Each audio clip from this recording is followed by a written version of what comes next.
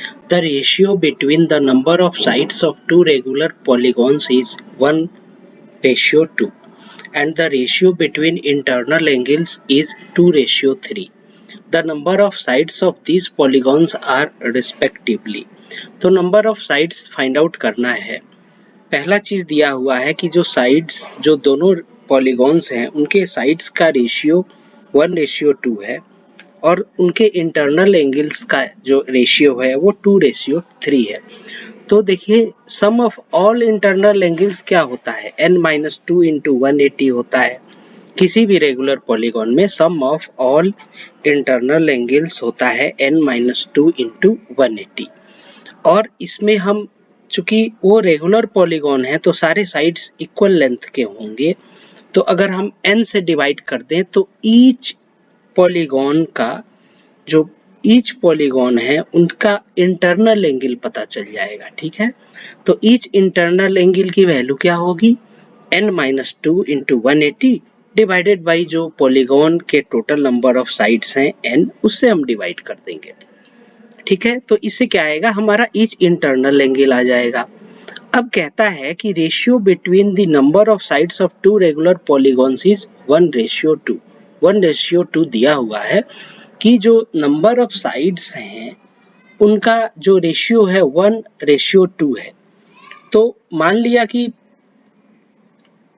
First polygon जो है उसके जो नंबर ऑफ साइड्स हैं, सॉरी यहाँ पर ना नंबर ऑफ साइड्स होंगे, लेंथ नहीं होगा यहाँ पर। तो फर्स्ट पॉलीगॉन जो है उसका अगर नंबर ऑफ साइड्स जो है वो a है तो सेकंड पॉलीगॉन का 2a हो जाएगा क्योंकि रेशियो 1:2 है, हमने a मान लिया वेरिएबल। तो और इंटरनल एंगल्स का रेशियो क्या दिया हुआ है, 2:3, यानी उनके इंटरनल एंगल्स का जो रेशियो है वो 2:3 है। तो हम इसको लिख सकते हैं internal angle of first polygon upon internal angle of second polygon is equal to 2:3, 2/3 लिख सकते हैं, ये दिया हुआ है। और internal angle of first polygon क्या होगा, तो इस फॉर्मूले में बिठा देंगे n-2 इंटू 180 अपॉन n। तो यहाँ पे n की वैल्यू हमने a मान रखी है पहले साइड के लिए, पहले पॉलीगॉन के लिए, और दूसरे पॉलीगॉन के लिए 2a। तो क्या हो जाएगा, a-2 into 180 upon a upon दूसरे पॉलीगॉन की नंबर ऑफ ये क्या दिया हुआ है, 2a दिया हुआ, 2a हमने माना है। तो 2a-2 into 180 upon 2a is equal to 2/3। इससे हम सॉल्व करेंगे तो ये हमारे a की वैल्यू क्या आ जाएगी, 4 आ जाएगी। तो नंबर ऑफ जो साइड्स हैं वो पहले पॉलीगॉन के कितने होंगे, 4 होंगे। सेकंड पॉलीगॉन में कितने थे नंबर ऑफ साइड्स, 2a थे, तो 2 मल्टीप्लाइड बाई 4 ये 8 हो जाएंगे। यानी कि नंबर पहला पॉलीगॉन जो होगा वो क्या होगा, क्वाड्रिलेटरल होगा, दूसरा पॉलीगॉन क्या होगा, ऑक्टागन होगा, यानी 8 ये अष्टभुज होगा। ठीक है, तो उम्मीद है आपको ये क्वेश्चन समझ में आ गया होगा। आइए अब हम सेकंड क्वेश्चन की ओर चलते हैं।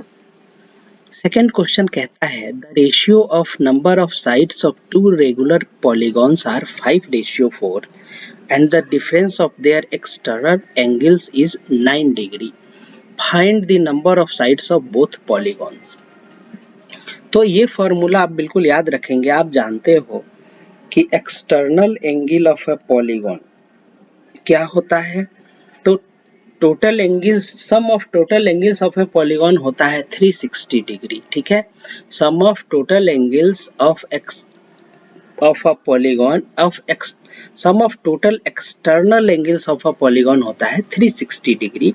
उसमें क्या है, उसके नंबर ऑफ साइड से हम डिवाइड कर दें तो ईच एक्सटर्नल एंगल की वैल्यू आ जाएगी। ठीक है, और यहाँ पर क्या दिया हुआ है, यहाँ पर दिया हुआ है कि जो साइड्स हैं रेगुलर पॉलीगॉन के उनका रेशियो 5:4 है। ठीक है, तो मान लिया कि पहले पॉलीगॉन में जो नंबर ऑफ साइड्स हैं वो 5a है, a को वेरिएबल मान लिया, दूसरे में 4a हो जाएगा।